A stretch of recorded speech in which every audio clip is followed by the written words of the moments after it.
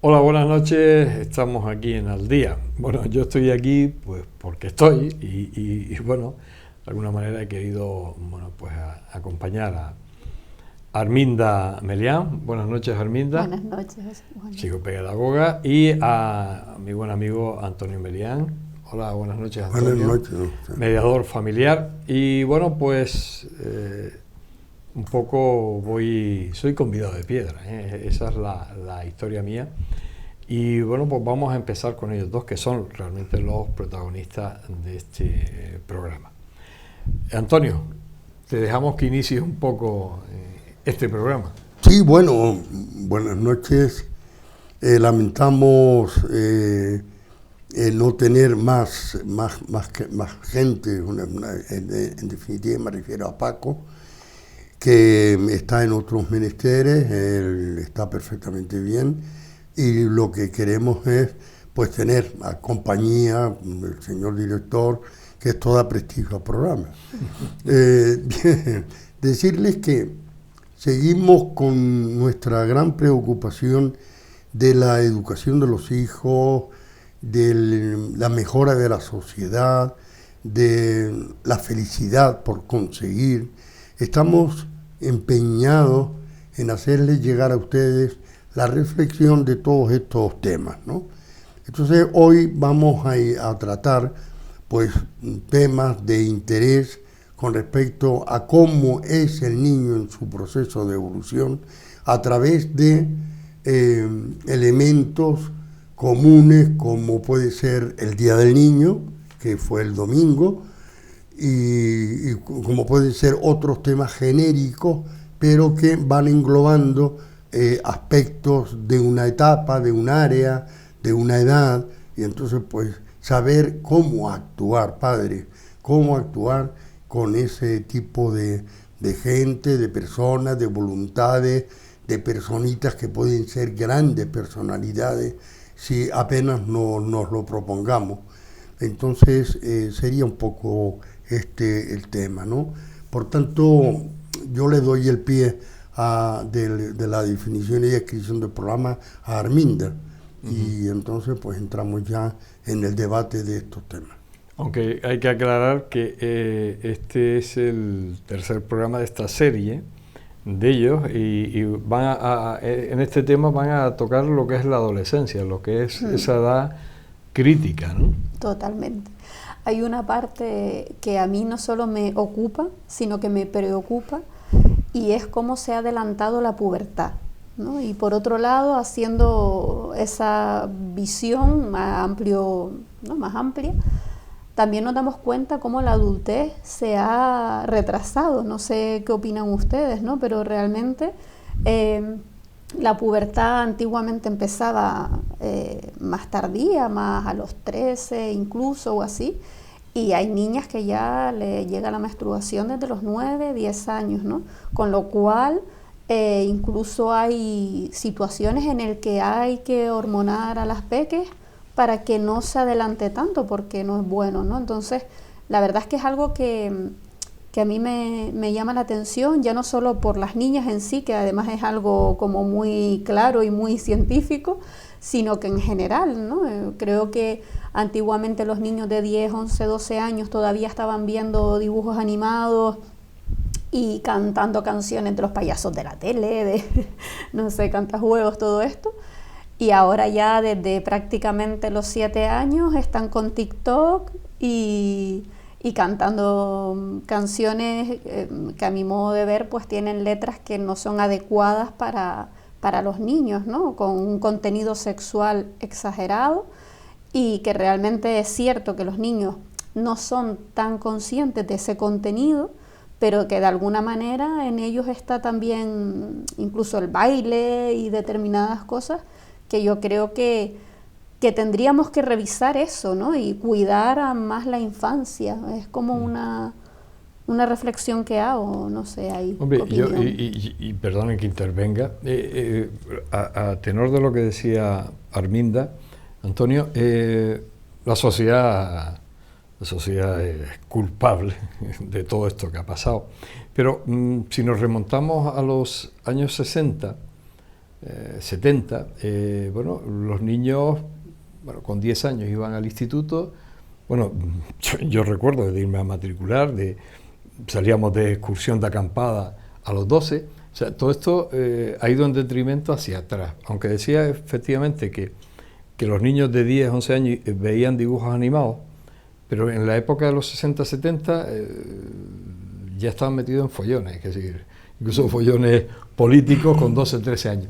Eso ha ido, la sociedad ha ido como, iba a decir no atrasando al niño, pero después ha llegado el momento de la maquinaria, de la tecnología, las nuevas tecnologías, y yo, en vez de adelantarlo, aunque le pongan ese tipo de TikTok y ponga todo ese tipo de redes y de historias, yo creo que lo que está haciendo es todavía retrasar más que el niño vaya incorporándose a la sociedad, ¿no? Como sí, persona. Yo pienso, Luis, que eso que llamábamos en los años 60 el choque generacional, en el que los padres sufrieron muchísimo, angustia, estrés, ansiedad, ¿qué hago con mi hijo? ¿Qué hago con mi hija? ¿No?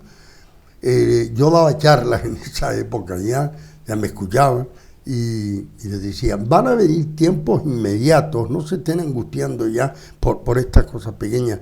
El viernes por la tarde la hija mayor, que a lo mejor está en 17, 19 años, haciendo el saco y tal, y dice, ¿dónde vas? Me voy este fin de semana de acampada con Gerardo.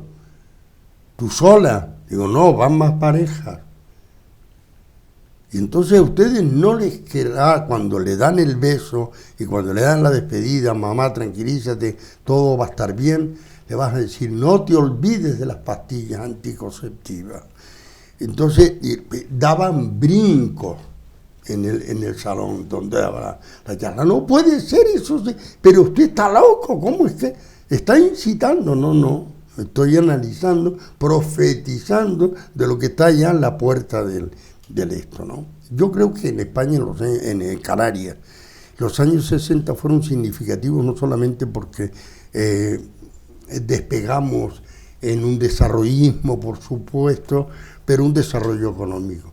O sea, ganábamos 3, 4, 5 veces más que en los tomateros, que en el almacén, cuando entramos al turismo, ¿no?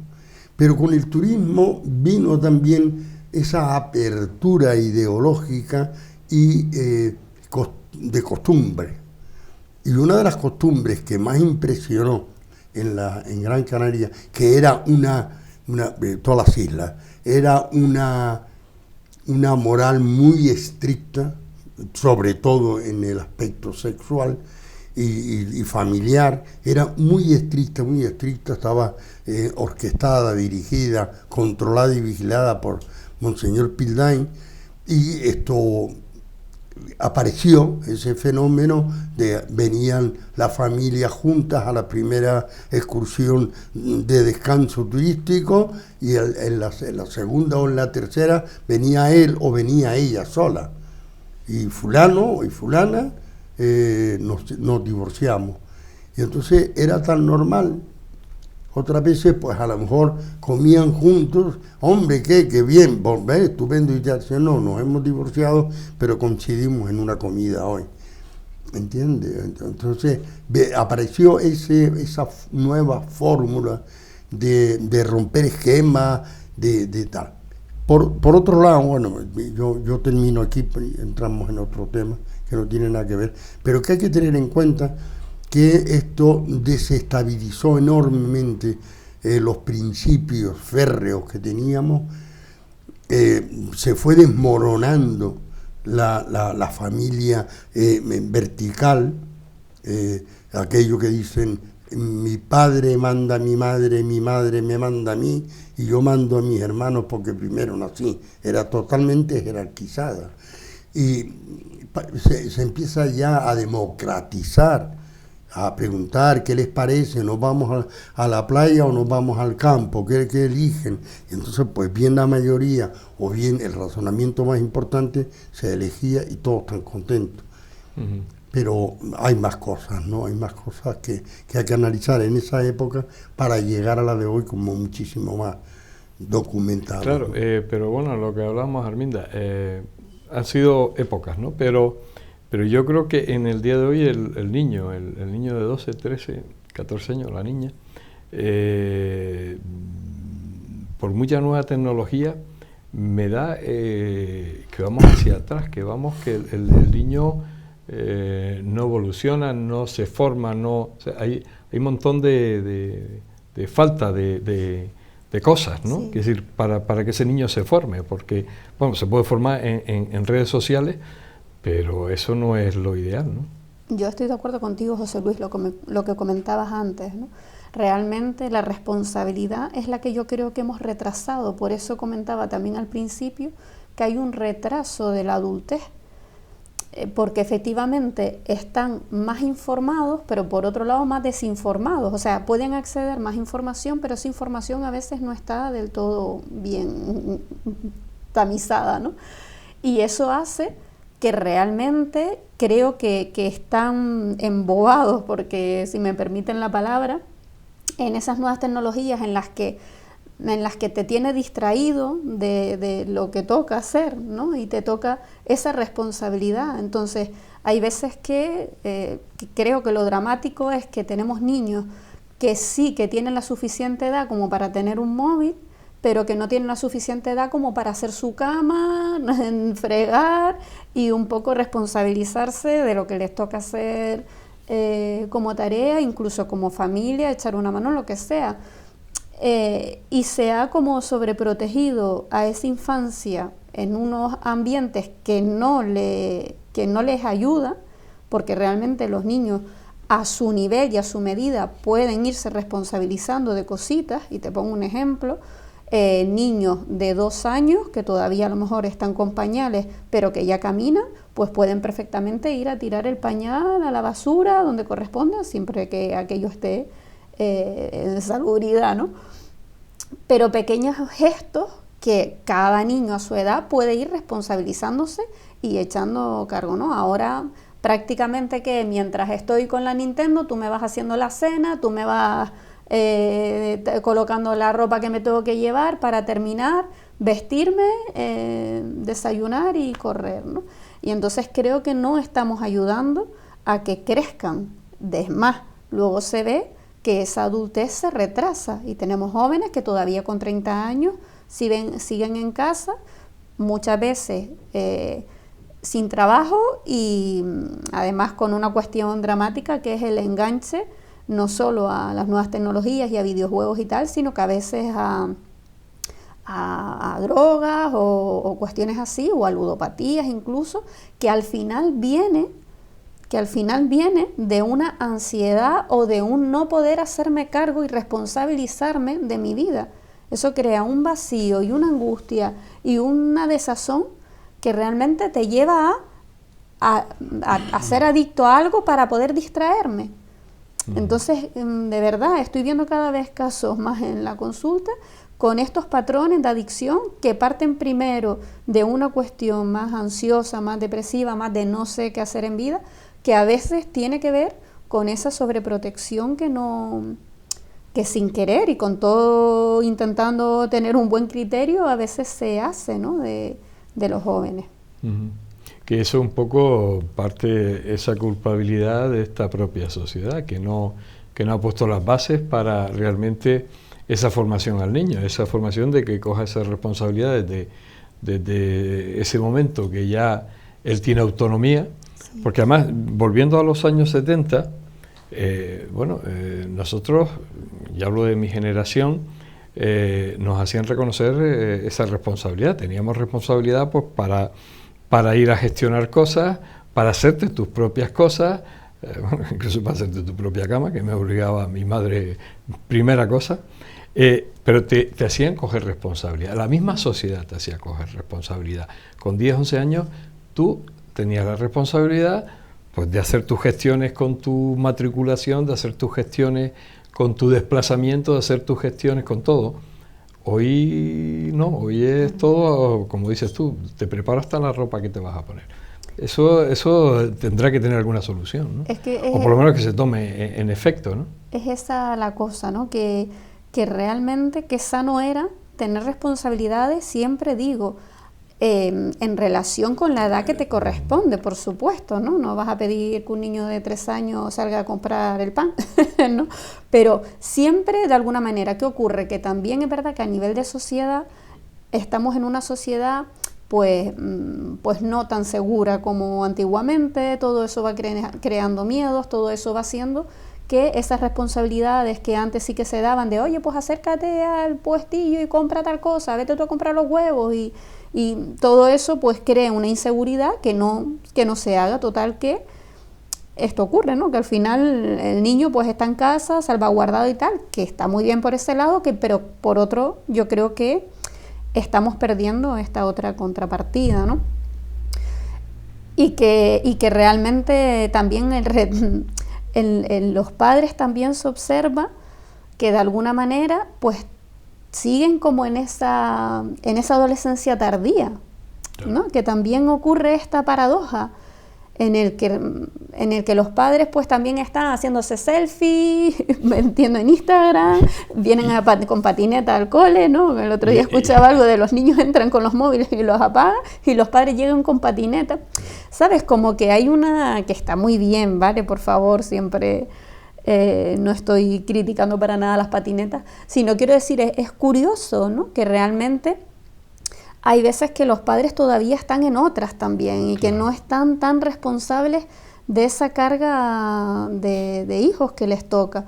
Y al no poder estar en tu yo cargando esa responsabilidad, pues al final los niños tampoco les ayudamos, que paradójicamente, y ya con esto termino mi intervención, después tenemos niños súper cualificados porque van a piano, a inglés, a fútbol, a ballet, a no sé qué, y tienen 8000 tareas que también tienen que estar ahí responsabilizándose, pero tenemos a unos niños súper ocupados y que realmente lo que están necesitando es como esa mirada, ese vínculo de papá, de mamá, que por otro lado están otras, porque cuando no está trabajando está también con otros líos, y creo que ahí se ha ido creando una sociedad un tanto curiosa, ¿no? En la que los niños aún están sexualizándose demasiado también, ¿no? Con todas estas músicas y todo. Antonio, ¿qué opinas? No, yo estaba pensando que en el fondo se produce un crack. Es como si la marea comiera tierra, comiera litorales. Es un niño la niña que tiene un proceso de crecimiento, de madurez, de desarrollo de los órganos, pero que le están embatiendo en contra unas ideologías, unas realidades que asume. Por ejemplo, si tú escuchas con el móvil aquí y zarandeándose y mirándole a la cara, observarás cuando imitan a Shakira en la canción realizada ex profeso para su exmarido y sus denuncias y sus vergüenzas. Entonces la ira, la rabia, la venganza, la cólera, se le refleja en la cara. Entonces están alimentando unos sentimientos que todavía no tienen, pero que son prestados por la tele para ver qué cara y qué insatisfacción y qué rabia ponía esta señora con el caso de su marido. Si quieren, pues vemos después la segunda parte, pues nos han llamado. Sí, nos han llamado la atención el realizador, porque dice, bueno, hay que hacer una parada técnica y nosotros no vamos a ir en contra de él, que después si no nos ficha y nos hace salir mal en televisión. Vamos a hacer un pequeño alto, estamos aquí en Al Día, estamos disfrutando de la presencia de Antonio y Arminda Melián, estamos aprendiendo un poquito más sobre esa adolescencia que todos hemos sufrido y que después seguimos sufriendo como padres e incluso como abuelos. Enseguida estamos con ustedes.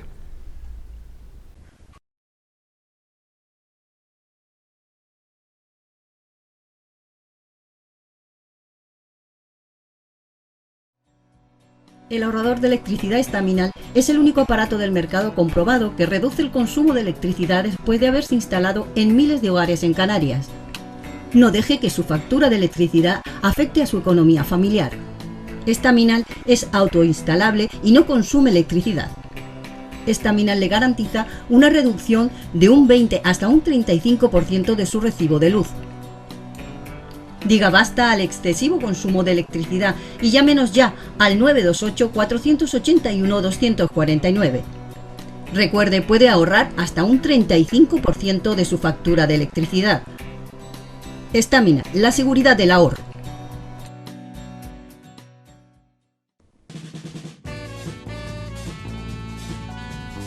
El ahorrador de electricidad Estaminal, tras muchos años de instalación en Canarias y ser elegido como producto del año en ahorro energético a nivel nacional, le ofrece la posibilidad de ahorrar de un 15 hasta un 35% de su consumo en su factura de electricidad. Sea cual sea su negocio local o industria, Estaminal tiene el ahorrador que se adapta a sus características. No se fíe de las imitaciones, Estaminal solo hay uno, con las homologaciones de la comunidad internacional. No deje que los gastos abusivos de electricidad afecten a la economía de su negocio. Pídanos presupuesto sin compromiso al 928-481-249.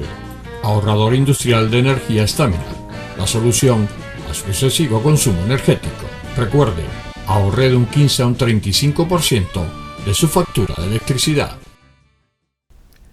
Seguimos aquí en Al Día y seguimos hablando de esa adolescencia. Esa edad complicada, porque cuando empezamos a analizar todas las edades, bueno, que ellos lo han venido haciendo en los programas anteriores, cuando llegamos a esa parte que es la complicada, ¿no? Porque esa edad es mala, ¿no? Siempre es cuando decimos que el niño que llega a los 13, 14 años, la niña, ya sabe más que tú y ya tú como padre eres mayor, ya no sabes, tú no tienes la verdad, y empieza esa evolución complicada, ¿no? Claro, la cuestión es que a nivel cerebral es una buena señal en realidad, José Luis, porque significa que hay una madurez en la que los chicos ya pueden separarse del otro, ¿no? Ahí al principio se produce pues lo que se llama el egocentrismo, cuando son pequeñitos, en el que están unidos como al mundo, ¿no? Y el sol sale para mí, las calles se ponen para mí, papá y mamá están plenamente para mí, ¿no? Entonces la maestra es idílica, pero por ejemplo me ocurrió un caso, y esto es verídico, ¿no? Con unos pequeñajos que llevaban con su maestra desde infantil. Y en quinto aproximadamente, en quinto, le dijeron, oye, doña Lidia, ¿tiene usted el pelo blanco?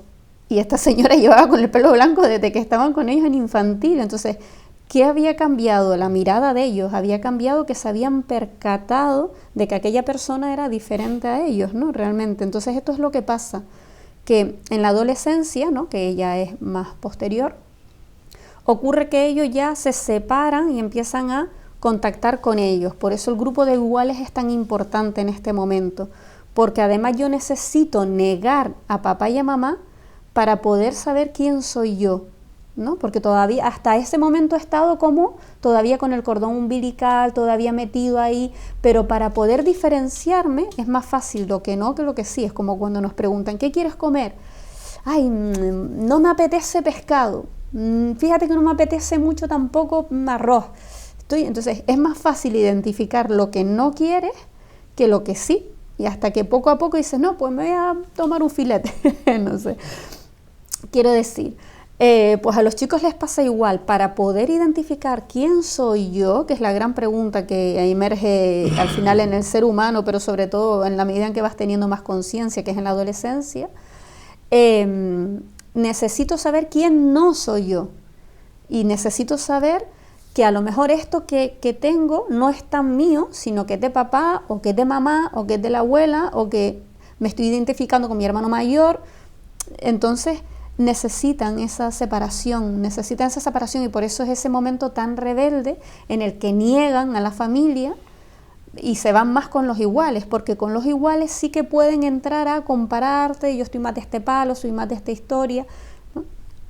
y entonces es un proceso normal y un proceso madurativo.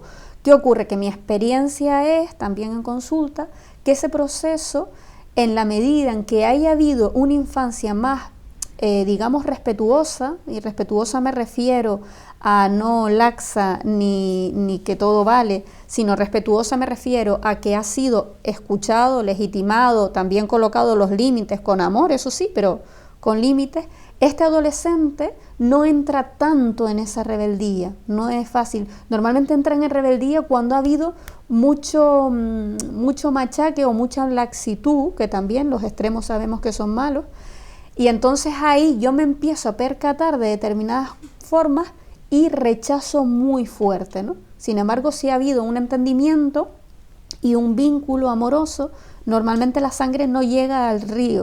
Hay desencuentros y tiene que haberlos, es necesario y es sano, pero no tanto como si hubiese habido, si hay ruptura de los primeros, ¿no? Porque si papá me lleva pegando, imagínate, ¿no? O echándome la bronca permanentemente, tal, ahora yo ya me veo con cuerpo, con fuerza, ¿qué vas a hacer? ¿Echarme la bronca? ¿No? Porque ya estoy harto de que no me escuche, llevo mucho tiempo con este machaque, ¿no? Entonces ahora me rebelo yo también ante ti, ¿no? Sin embargo, sí he tenido un padre que me pone los límites, pero me ha escuchado, pero me tal, entonces voy a intentar. Normalmente ellos van a coger el mismo modelo de referencia, que es papá, ¿no? Entonces van a intentar decirte las cosas claras, con límites, ¿no? Poniendo sus límites, pero de una manera más llevadera. Uh-huh. Antonio. Sí, no, yo estoy totalmente de acuerdo, no faltaba más. Con Arminda, el tema, antes, fuera de micrófono, hablábamos de que todo este guirigay, pues la sociedad no está respondiendo como queremos que responda, ¿no? Por tanto, le exigimos esa responsabilidad. Nosotros tendríamos que estar en la vanguardia de la enseñanza. Si las toneladas de leyes que se han ido quitando y poniendo en esta bendita nación, fuera acordes con la realidad, estaríamos en no va más. Pero como las leyes, y vamos a empezar ya con la sociedad, como las leyes van a tumbar la que estaba y reducir la que van a hacer para incrementar en algo que me conviene, el otro hace exactamente lo mismo, permanecemos en el mismo sitio si no descendemos. Entonces, neutralizamos de alguna manera la labor del Estado español, en este caso, la neutralizamos porque las leyes no van en función de la constitución, diríamos, psicológica, social, cultural, ambiental, sino que van en intereses un poco más profanos, más nada que ver con la juventud, ¿no? No quiero demonizar todas las leyes, ni quiero decir que todas son malas, pero sí que ocurren estos altibajos que en nada favorecen incluso el seguimiento que puedan hacer sus padres. Aquí hay mucho miedo porque le decimos marca ritmo, marca límite. ¿Qué límite? ¿Hasta dónde llega el límite en un adolescente? ¿Hasta dónde? Sí, los niños, dice Radio ECA con muchísima frecuencia, no obedecen, imitan. Si los padres no tienen límites para ellos mismos, los niños están aprendiendo a no tener límites. ¿Con qué autoridad yo te pongo límites? ¿Qué digo? Lo que me decía mi abuelo, los niños se callan. Los niños no interfieren en las conversaciones de los mayores. Los niños que nos tenían aburridísimos, ¿no? Por no teníamos ni lenguaje, no dominábamos muchas palabras. Eran ellos los que hablaban. Nosotros escuchábamos, nos quedábamos con 4 o 5 cositas, incluso eran peores que si hubiéramos intervenido, por lo menos nos enterábamos, ¿no? Bueno, el hecho es que en esta sociedad tan convulsiva, en unos niños que están quemando etapas, es decir, cada etapa tiene su su crecimiento, tiene sus luchas, tiene sus retrocesos y avances, tienen su cometido. Entonces, si la ola llega más a la tierra se circunscribe a menos y te deja menos margen. El padre, la madre, dice, ¿y qué hago yo en este caso? No tiene datos, no están educados para educar. La mayoría, la inmensa mayoría. No, para ser médico tenemos que estudiar, para ser abogados tenemos que estudiar, para ser cualquier otra profesión, enfermero, barrendero, tenemos que hacer un curso de adaptación. O sea que también estudian. Al padre que le damos un cursillita, que se saca la iglesia de la manga y que normalmente no se habla de estos temas, sino se habla de la moral, de la fe, de las prácticas religiosas, de lo que convenga, pero no se prepara a una sociedad para el crecimiento y la formación de sus responsables, ¿no? En este mare magnum tenemos que darle nosotros, los que nos dedicamos a esto, tenemos que darle soluciones a los niños, soluciones a los padres, soluciones a los niños con los padres. Y en esta brega estamos y creo que orgullosos de poder ayudar y de poder facilitar. Tú nos favoreces, la institución nos favorece este ratito que podemos estar aquí para divulgar a la gente que escuchan y que pueden evaluar qué es lo que le podemos decir. En el tercer paso yo sugiero que, como siempre, hablemos de cómo evitaríamos algunos de estos prejuicios que hemos ido denunciando, ¿no? Lo de la selección de la comida. Ahora, ¿qué quieres comer? No que no quieres comer. Ahora tenemos que incidir en eso. ¿Por qué? Porque los padres están escuchando y dicen, es verdad, pero ¿qué hago? Y sobre todo, ¿cómo lo hago? Claro, yo me imagino hacerte estudiar cómo debe ser padre, pues lo que pasa es que no sé yo hasta qué punto alguien iría a esos cursos, pero efectivamente hay falta de formación. Pero Antonio decía una cosa importante, que en otra época efectivamente no te dejaban ser tú, es decir, no podías hablar, no podías intervenir en las conversaciones mayores, que yo me recuerdo algún momento pues de querer poner mi baza y un serruchazo a callarse el niño, y yo decía, pues no lo entendía, ¿no? A mí no lo entendía por qué me reprimían, pero creo que hemos ido al otro lado.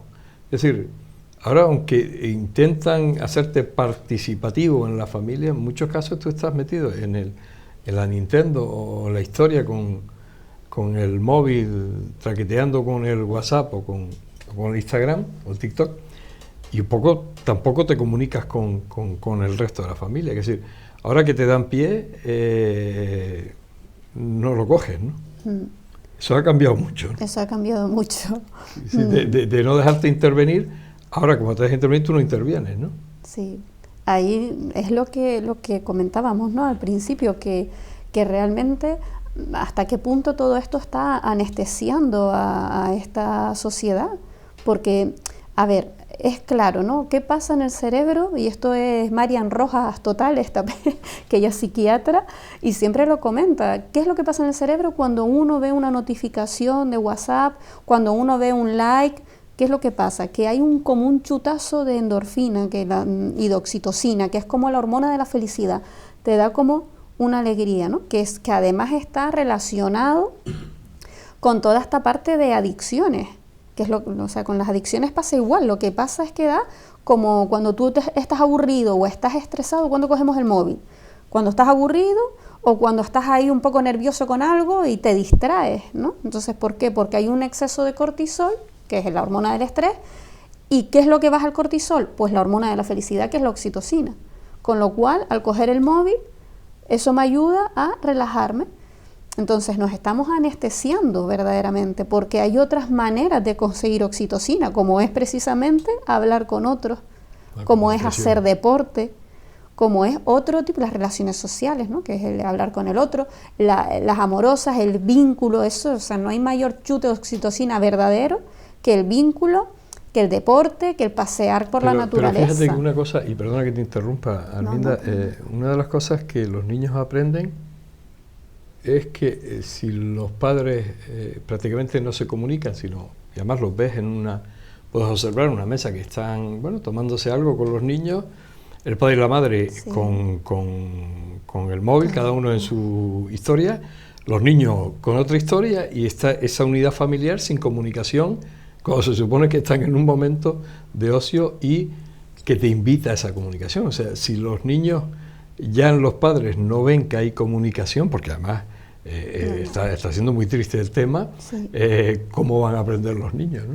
Esa es la cuestión, ¿no? Lo que decía antes Antonio, de los niños no obedecen, imitan.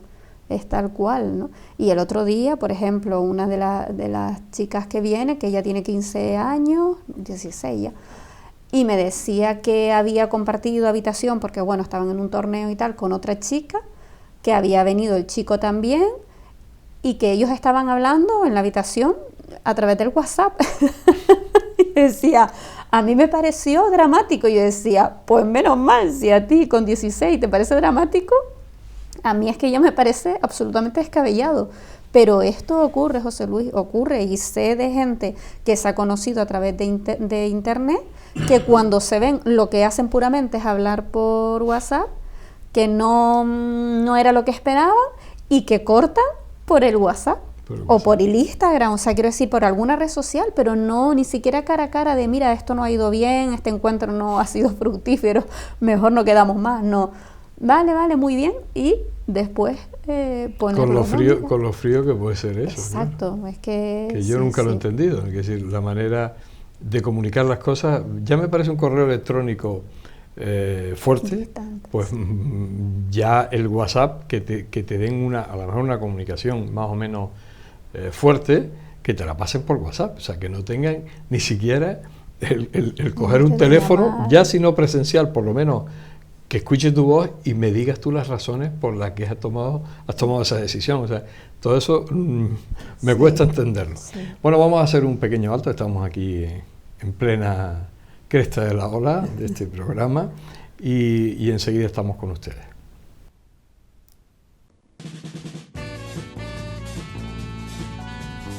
El ahorrador de electricidad Staminal, tras muchos años de instalación en Canarias y ser elegido como producto del año en ahorro energético a nivel nacional, le ofrece la posibilidad de ahorrar de un 15 hasta un 35% de su consumo en su factura de electricidad. Sea cual sea su negocio local o industria, Staminal tiene el ahorrador que se adapta a sus características. No se fíe de las imitaciones, Staminal solo hay uno, con las homologaciones de la comunidad internacional. No deje que los gastos abusivos de electricidad afecten a la economía de su negocio. Pídanos presupuestos sin compromiso al 928-481-249. Ahorrador industrial de energía Staminal, la solución a su excesivo consumo energético. Recuerde, ahorre de un 15 a un 35% de su factura de electricidad.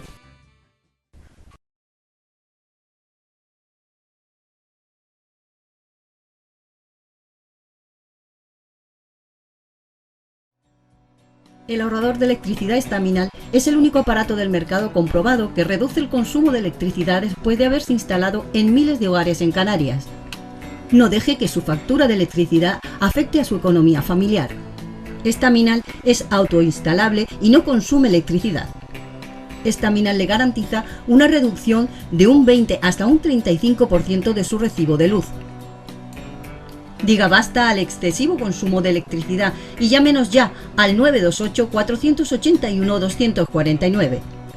Recuerde, puede ahorrar hasta un 35% de su factura de electricidad. Staminal, la seguridad del ahorro. Bien, seguimos aquí en Al Día. Como has visto, hemos recogido todo lo negativo que hemos estado viendo a lo largo, bueno, yo no, aquí Arminda y Antonio, yo he puesto mi pequeño granito de arena, todo lo negativo que surge en esta adolescencia, pero también hay positivismo. Antonio, ¿qué es lo que se puede hacer positivo para evitar este tipo de actitudes? No soy yo el más indicado porque Yo tengo muchísima fe, muchísimo cariño, muchísima creencia en los valores de los niños, la edad que sea, la edad que sea. Yo tengo una experiencia muy fuerte y es un nieto mío que nace, me lo dan a coger cuando ya me toca, ¿no? El cuarto de hora creo que le toca al abuelo, y entonces pues lo cogí, y según lo cogí, me clava los ojos, yo me clavo, y yo desesperado decía, ¿qué me estás diciendo? ¿Qué quieres decirme? Digo, ya hablaremos, se lo doy al padre. Y entonces yo me quedo impactado. Y es el nieto con el que más hablo, no con el que más hablo, con el que más temas me pregunta y me sugiere, ¿no? Entonces, yo no sé si es un condicionante que yo tuve, o es que realmente nos desafiamos en ese momento para seguir hablando, ¿no? Pero efectivamente, el niño tiene muchísimos proyectos en la cabeza, tiene muchísimas instrucciones, confunde la realidad. Bueno, hasta los 6, 7 años el niño no sabe lo que es blanco y lo que es negro, en el sentido de que no sabe lo que es bueno y lo que es malo, en el sentido de que no sabe cuándo actúa de una manera y cuándo actúa de la otra. Entonces, pongo un ejemplo, cuando un niño dice ya coño, a una edad determinada, todo el mundo se ríe y tal, y llaman. Y un día se ríen todos y tal, y el niño pues se encuentra muy a gusto con el tema. Y un día dice, mamá, coño, ¿qué tal? Y le da un cachetón a la madre. Y el niño se queda pensando, dice, ¿qué he dicho mal? ¿O qué he hecho mal? Allí fuera me felicitaron, allí fuera me dan... Y ahora mi madre aquí, digo, coño, lo mismo que digo fuera, y me da un cachetón. ¿Qué está pasando aquí? Entonces el niño se queda total y absolutamente desnortado. El niño tiene que ir descubriendo lentamente en su vida. Si esto lo aprovechamos y lo estimulamos y lo tal, nosotros estamos sacando ya un plantel, una semilla fuerte, vigorosa, enérgica, está transmitiendo todo su potencial, lo está compartiendo, empezando a compartir. Es también curioso que la gente intenta enseñar a compartir a los niños cuando están en el egocentrismo, que dura hasta los 6, 7 años, más Minda que me corrija, porque es la que más sabe de esto, o sea que de los que estamos, ¿no? Es decir, aprovechar las energías sanas, nobles, puras, de esas personitas que se están realizando para incluso nosotros modificar comportamientos. ¿Por qué no? ¿Por qué no aprendemos de un niño que se pelean a muerte y a los 3 minutos están jugando otra vez? Cuando nosotros los adultos nos peleamos al amor menos fuerte y esa discusión nos lleva a alejarnos para toda la vida, no vamos ni al entierro del otro. Por poner un ejemplo. O sea, aprendemos de los niños la nobleza, aprendemos de los niños la sinceridad, les enseñamos a mentir. Somos nosotros los que les enseñamos a mentir, no enseñemos eso a los niños.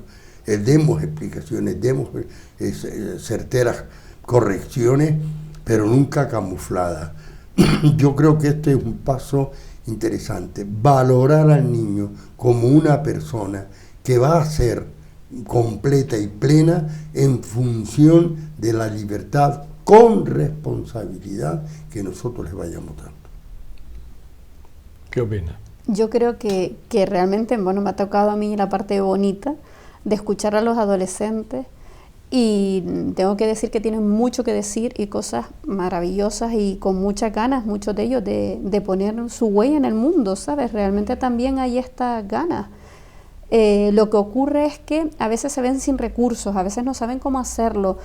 Ocurre en muchas ocasiones que en casa tienen mucho miedo a ese juicio permanente de papá y de mamá, ¿no? Que cuando ellos van a contar algo se les cae arriba, que en realidad se les cae arriba por parte de mamá y papá, o bueno, con todo tipo de variantes de familias, ¿no? Porque hay miedo también en papá y mamá, ¿no? Hay miedo de que realmente luego me vaya a coger la camella, que se me escarrile, todas esas cosas, ¿no? Y es verdad, porque hay una sociedad ahí un poco que no controlamos, que no se puede, ¿no? Con tema de redes sociales, incluso como hablábamos en el primer programa de mayo, de los primeros programas, ¿no? Que hablábamos del acoso escolar, cómo realmente está el ciberacoso, están los acosos. Entonces hay un montón de cosas que a lo mejor ellos están viviendo en instituto, que ni siquiera la familia se está percatando y que ni ellos están pudiendo ni siquiera detectar, o a veces ni siquiera pueden expresarlo, ¿no? ¿Qué ocurre? Que encima está el temor de que en casa me machaquen, es que tú también con tu carácter, como eres, ¿quién te va a querer? ¿No? Cosas así, ¿no? Entonces es cierto que, como por poner algo, una lanza a favor, y es cierto que es interesante que se sientan escuchados pero no desde el juicio, sino que de verdad poder hacer esa parte objetiva como padres de escuchar y de escuchar sus emociones, lo que de verdad están sintiendo, empatizar de verdad con ellos, que todos fuimos adolescentes también, ¿no? Y podemos un poco entender que a lo mejor lo que a nosotros nos parece una chorrada, ¿no? Que muchas veces ocurre esto, en realidad él lo está viviendo como algo muy, muy importante. Entonces creo que esa sería una clave, y además tengo la suerte, y Antonio también en ocasiones me acompaña mucho, ¿no? A la consulta, y tenemos la suerte, yo siempre me gusta, en las primeras sesiones sobre todo, cuando son adolescentes, que vengan sus padres y el adolescente. Y es precioso, ¿sabes, José Luis? Lo que se da allí es precioso, cómo se escuchan entre ellos, cómo él viene a decir, pues mira, a mí lo que me gustaría es esto y esto y esto, o he pedido ayuda a mis padres por esto, y cómo los padres están allí acompañándolo, y ya eso sana un montón, ¿no? Ya eso sana un montón. Porque me imagino que en muchas ocasiones será la oportunidad que tienen ellos de escucharse. De escucharse, ¿no? Porque claro, yo en ese caso sí soy como presentadora. Sí, te quedas a escuchar. Yo soy absolutamente escucha activa. Entonces voy devolviendo, ¿no? Con la escucha activa, que para mí es un método fabuloso, ¿no? Y una herramienta de trabajo para mí fundamental, te lo digo así. Entonces ahí no hay juicio, y de verdad no lo hay, ¿no? También yo estoy muy trabajada, y yo también tengo mi psicóloga de años trabajándome en escucha activa, ¿no? Aparte de que me he formado en ella. Pero quiero decir que es una técnica preciosa en la que por fin se escuchan, por fin lo digo así, ¿no? Pero realmente yo sé que se escucha mucho en casa, si no, no llegarían allí, ¿no? Pero allí se escuchan de otra manera y comparten de otra manera, y es bastante mágico, ¿verdad, Antonio? Lo que ocurre es muy bonito, cómo se ve que en el fondo hay amor, que hay muchas ganas de comunicarse, pero que no están encontrando las formas. Y allí, como no hay ni teléfono, ni nueva tecnología, ni nada, no queda otra que hablar.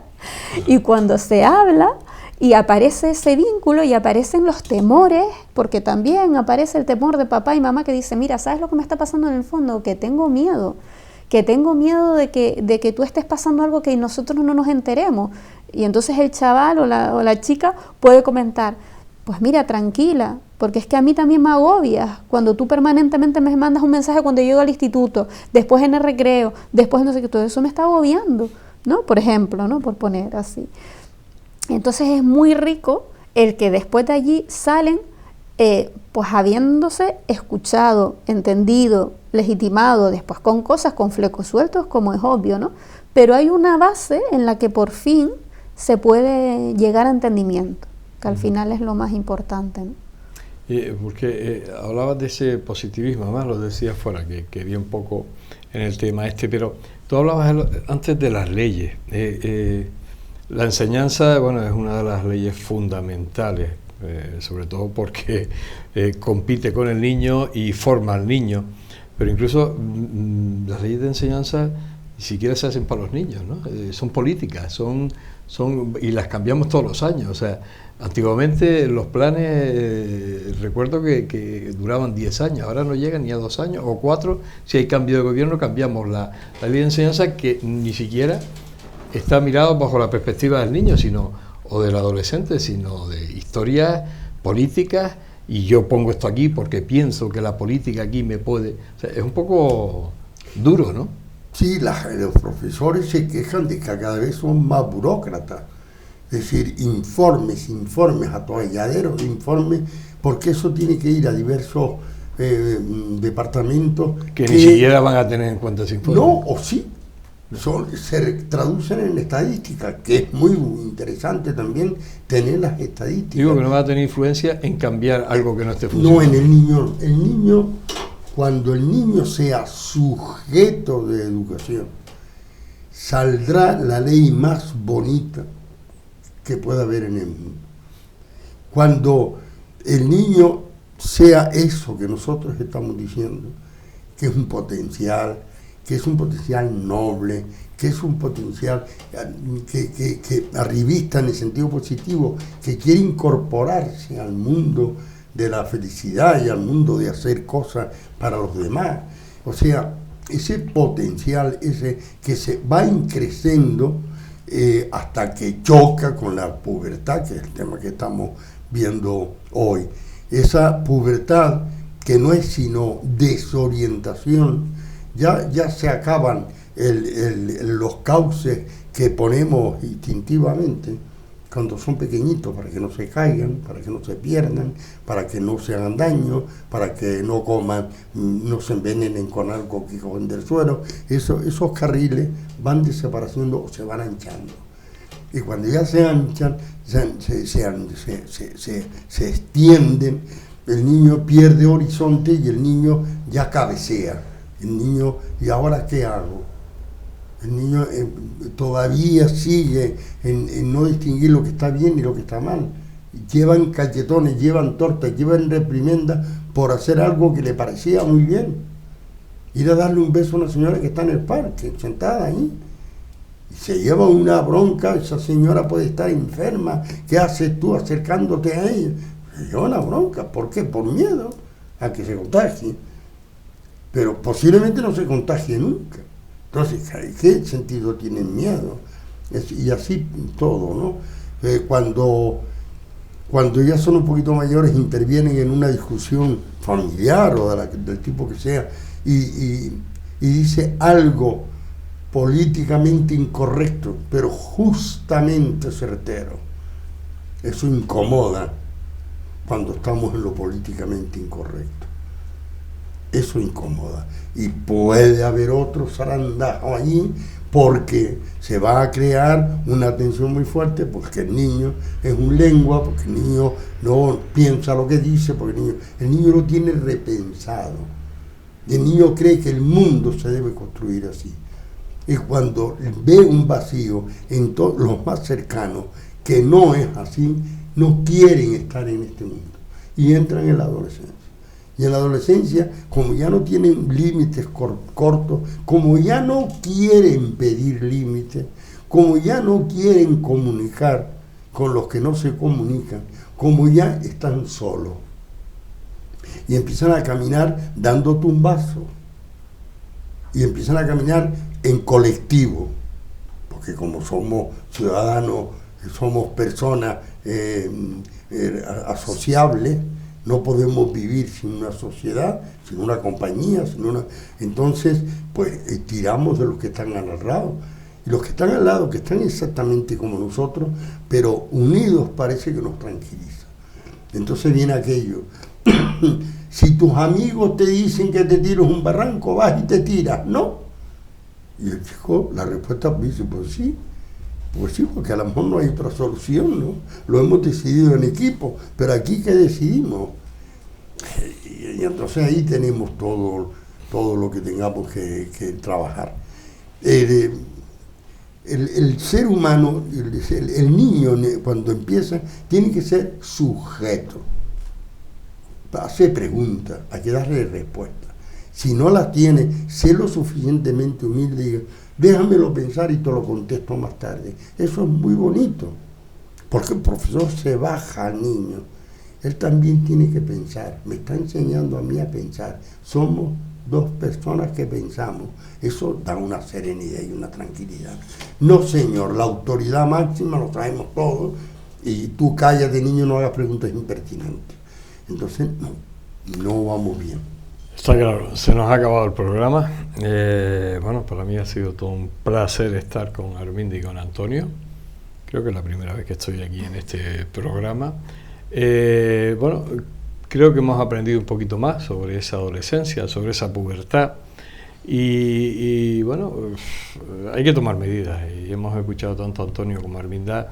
Hay medidas y hay formas de evitar todo esto, porque si no vamos caminando hacia una despersonalización de la sociedad, es decir, vamos a ser números, vamos a ser desconocidos, incluso hasta dentro de nuestra propia familia, que no vamos a saber datos de esa propia familia que tiene. Y cuando te dices, pues mira, me acabo de enterar que mi padre fulanés fue tal, porque no lo sabía, exagerando, pero esa falta de comunicación, como si no se toman las medidas, Arminda, al final va a ser complicado. Total. Bien, pues Arminda, Miriam, gracias por estar aquí, porque este es el programa de ustedes, yo estoy aquí de invitado. Muchas gracias, José yo, Luis. yo les doy las gracias. Que hayas estado con nosotros. Bueno, para mí es un placer, y Antonio lo mismo, un placer tenerte aquí y estar yo con ustedes. Yo voy un poco más allá. Siempre que esta silla quede vacía, deberías estar tú aquí con nosotros. Porque moderas muy bien, repartes bien el tiempo. Espero que quien tiene que estar en esta silla, que es el amigo Paco Javier, bueno, pues se incorpore la semana que viene, y ya dejo yo de estar, pero para mí, ya digo, es un placer estar con ellos dos, y además nos enteramos de muchísimas cosas. Gracias y como no, hasta la semana que viene, que llegará el día. Hasta siempre.